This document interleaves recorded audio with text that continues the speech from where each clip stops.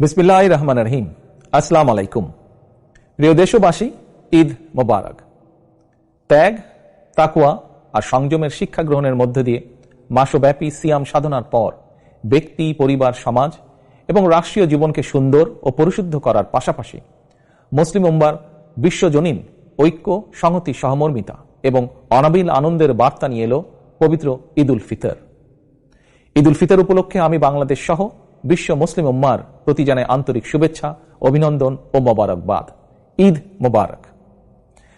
প্রিয় দেশবাসী, বীর জনতার রক্তক্ষয়ী গণ অভ্যুত্থানের মাধ্যমে ফ্যাসিবাদের পতন ঘটিয়ে দীর্ঘ ১.৫ দশক পর গুম, খুন, অপহরণের ভয়হীন স্বাধীন সার্বভৌম এক গণতান্ত্রিক পরিবেশে দেশের আপামর জনগণ এবছর পবিত্র ঈদ উল ফিতর উদযাপন করছেন। এবারের ঈদ আনন্দে তাই যোগ হয়েছে উচ্ছ্বাস, উৎসাহ, উদ্দীপনার এক নতুন মাত্রা।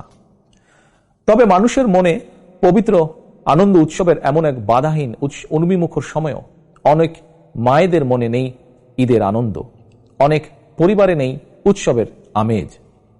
কারণ ফ্যাসিবাদের দীর্ঘ ১.৫ দশকের গুম, খুন, অপহরণ, জুলুম, নির্যাতনে স্বজনহারা, সন্তানহারা লাখো পরিবারে নেমে এসেছিল জাহিলিয়াতের অন্ধকার। শুধুমাত্র জুলাই আগস্টেরই পলাতক স্বৈরাচারের পতনের শেষ দিনগুলোতে প্রাণ হারিয়েছেন নানা শ্রেণী পেশার হাজারো মানুষ।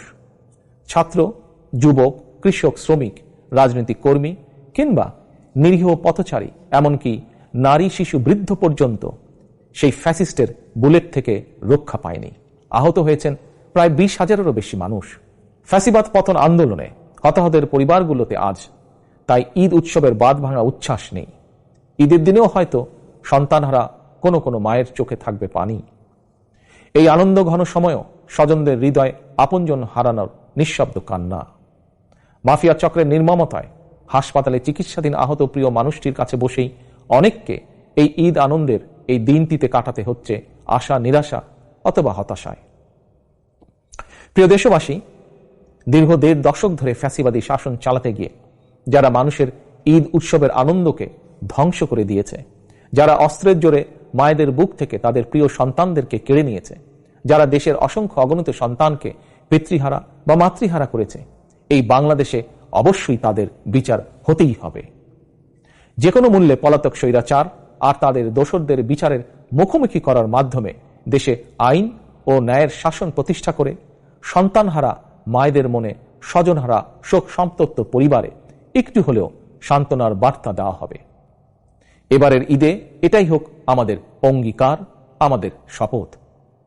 প্রিয় দেশবাসী, আজকের এই পবিত্র দিনে আল্লাহর দরবারে ১৯৭১ সালে স্বাধীনতা অর্জনের যুদ্ধ, ২০২৪ সালে স্বাধীনতা রক্ষার যুদ্ধ এবং দেশে গণতন্ত্র প্রতিষ্ঠা যুদ্ধের সকল শহীদদের আত্মার মাগফিরাত কামনা করছি। আবারও দেশবাসীকে জানাই পবিত্র ঈদ উল ফিতরের শুভেচ্ছা। ঈদ মোবারক। আল্লাহ হাফেজ। বাংলাদেশ জিন্দাবাদ। বাংলাদেশ জাতীয়তাবাদী দল জিন্দাবাদ।